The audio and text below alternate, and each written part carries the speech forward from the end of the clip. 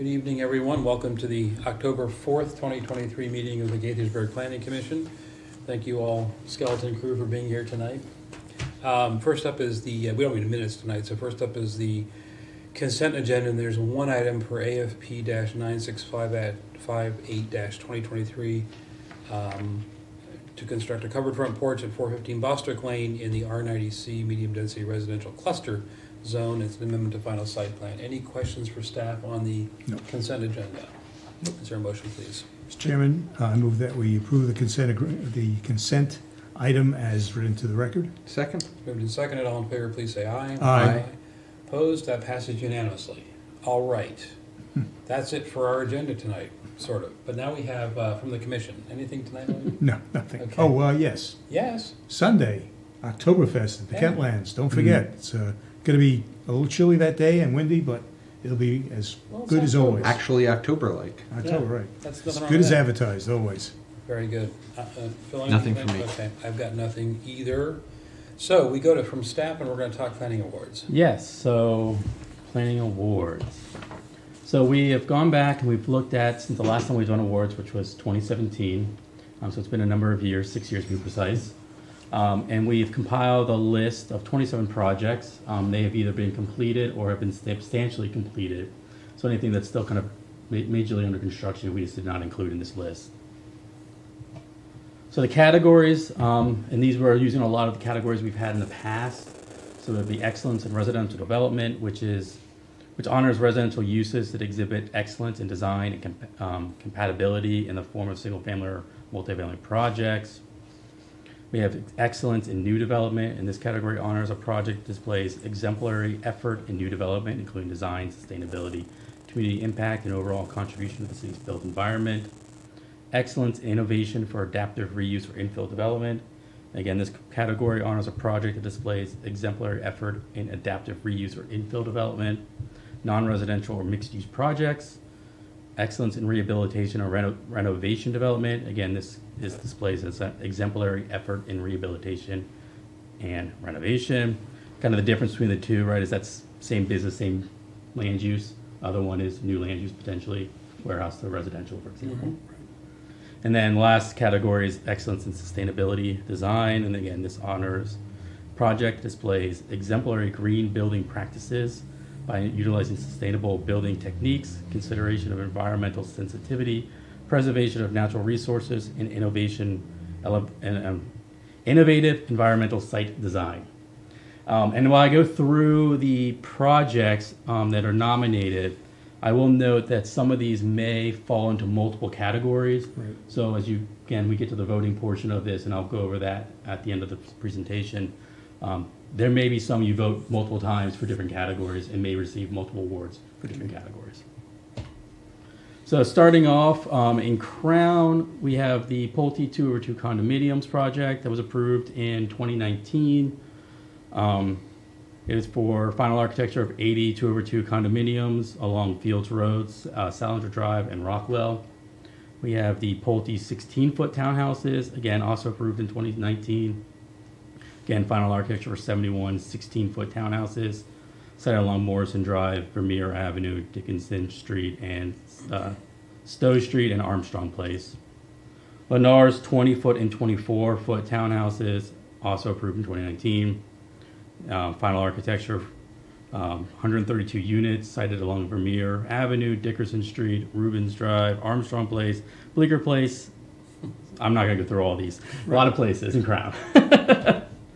And then lastly is the Michael Harris Homes, approved in 2022, and it was for 21 single-family detached units. Also in Crown, we have the Craftmark Homes, the 24-foot townhouses, approved in 2021, with 72 units altogether within the Crown development. And then we have the Avonton Building, was a neighborhood 5, approved in 2019. 5-story mixed-use building, 386 residential units, and 2,600 square feet of ground floor retail. And then we have the Flats at Crown. This is in neighborhood 3 as well. It's two multifamily condominium buildings consisting of 64 units and podium parking garage. And then lastly for Crown, we have the Copley condominiums. This is in neighborhood 1, approved in 2015. It was 160,191 square foot, 5-story multifamily building, 128 residential units, 2 rooftop courtyards, and an integrated ground level parking garage. Moving on, this is the Hillside Apartments, 200 Skidmore Boulevard, approved in 2017. It converted an existing 140-unit extended stay hotel into a 140-unit senior rental apartments project. This is the Harriet Tubman Elementary School on the Kelly Park property. It was a new elementary school and associated site facilities, approved in 2020, excuse me. Moving along to the Kentlands, there's a couple projects here. First is the Market Square Shopping Center renovation that was done by Kimco Realty. The project included facade improvements, landscaping changes, and the creation of a pedestrian way through the existing building. This was approved in 2017. We have the Shake Shack building, approved in 2021. It's a 4,700 square foot restaurant. The Starbucks building, which is right next door, approved in 2019. It's a 2,100 square foot Starbucks with a drive-through.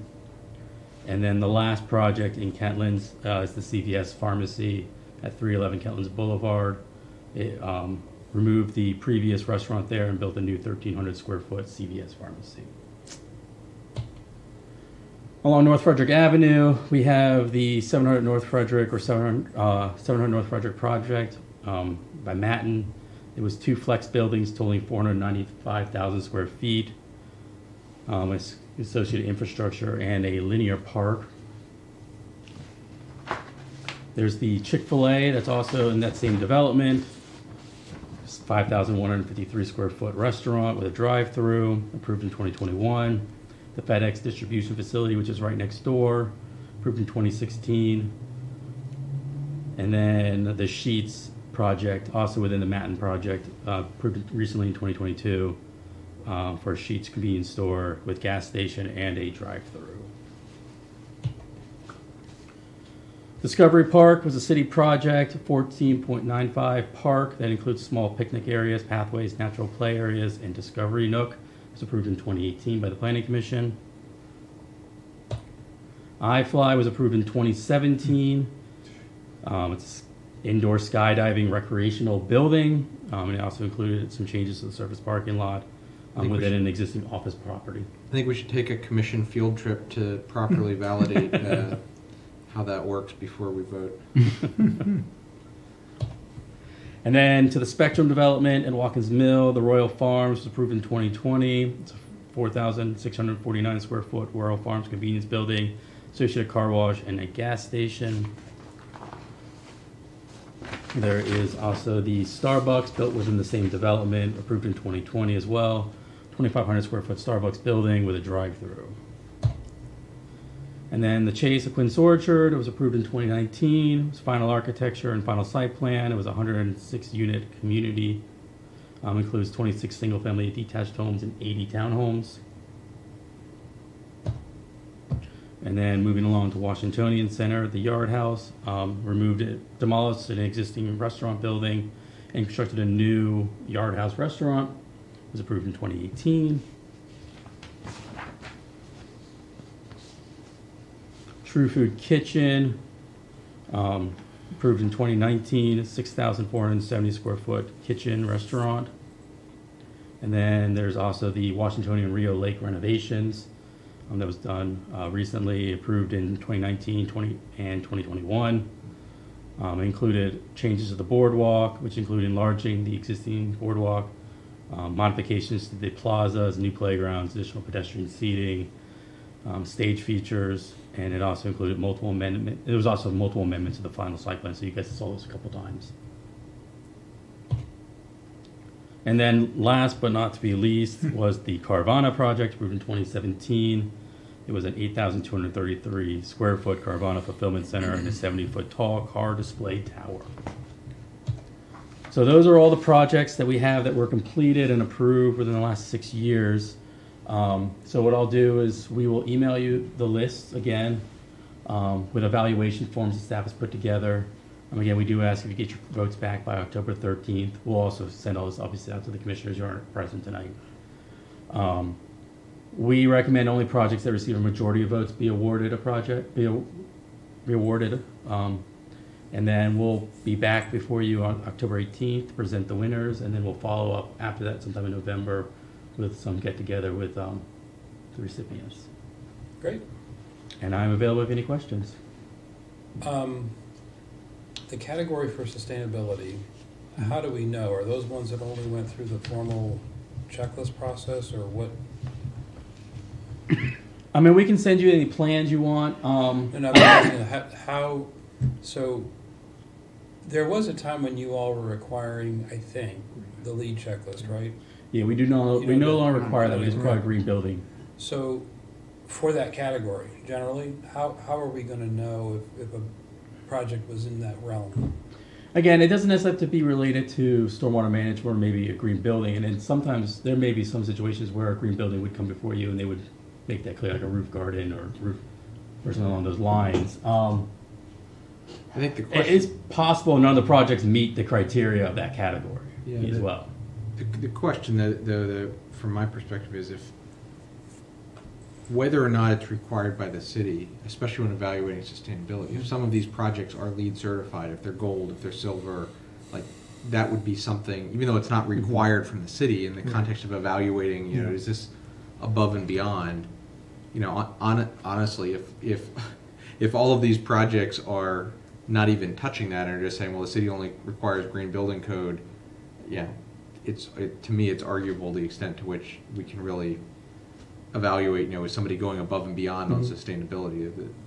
So I don't know if there's any way, short of us going on LEED Online and searching up property addresses to see if they're certified. I can check with our permitting department to see if any of them did receive any level of LEED certification. And we can obviously email that to the commission after the meeting tonight. I'm not aware of any of these projects off the top of my head, but it doesn't mean they're not. I'll just have to do some more research and get back to you on that.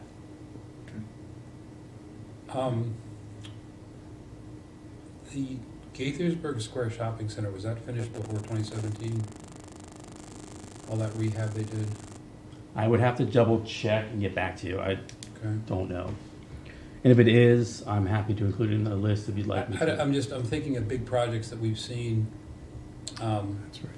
We saw there was a batch of houses over off of Central Avenue in West Deer Park. It was sort of an infill development.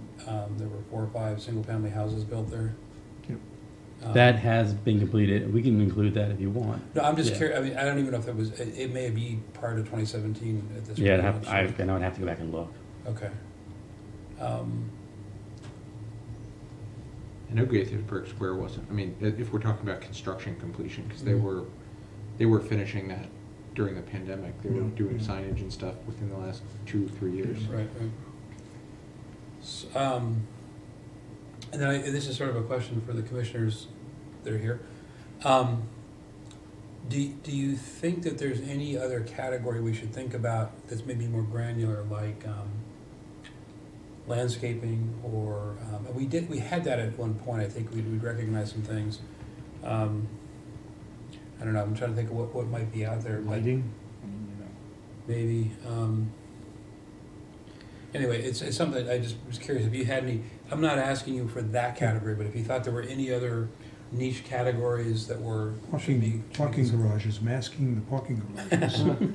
You know, if this was some of the other sort of planning awards that are done by industry groups and stuff, things for public space, open space design, you know, whether or not there's enough variety in this crop of applicants that warrants that as a category. I mean, I think that's sort of my hesitation with adding too many more things, because you get to the point with what's listed here that you're adding a category and there's one option, one person that competes for it. You know, it's not. I think most of the public open space projects are city park projects. Right. There's not a lot of top-notch public open space design Okay. in the true sense of the word, of the phrase in a lot of Well, ways. and that was only just a Yeah. kind of out of the top of my head thing. Okay, good. So if we're driving around, we're looking at these things, and we discover anything else that should be considered, we can. Just email staff, Email, yeah. yeah. Yeah, we'll make sure the Um, commission gets everything. And for you all to know, I sent a message to the mayor, asking him if he had any particular, development efforts that he thought should be considered. It may coincide with what's on this list, but I just wanted to make sure that there wasn't. One of those niche categories could be something like collaboration, could be recognized for a softer approach. It's not necessarily the quality of the finished product, but something more about the process or the participation, collaboration, what might be. So that might come up, and I just want to make sure it's out there as a possibility. And if you think of something like that, an applicant or a development team that was particularly good to work with and kind of move things forward, it wouldn't be wrong to recognize them in the context of these awards, even if it's not a competition for that recognition. So, excellent. Well, thank you for pulling that together. Yeah, not a problem. I want to thank Jasmine. She helped a ton. Yeah, So- yeah. The process was you could just pull the permitting or the application? Yeah, we have our internal system that keeps track of all of our plans, so we can sort things by dates Yeah. Yeah. of when they were approved. Finding when they were completed takes a little more work, but Yeah, well, sure. Still. Great. Okay, excellent. So we have our homework that you want us to go look and see and vote by the... yeah. So we have a form we put together, similar to the ones I think you've used in the past. So we'll email that out. It just has a quick, what project you nominate, what category, and then a little write-up of why you are recommending it for an award. Okay. Excellent. And you'll get that up to everybody? Yeah, we'll get those out tomorrow. Good. Thank you. All right. Any other concerns, questions? Excited to see this happening. I think some of these projects really deserve some recognition like that. So, 6 years. all right.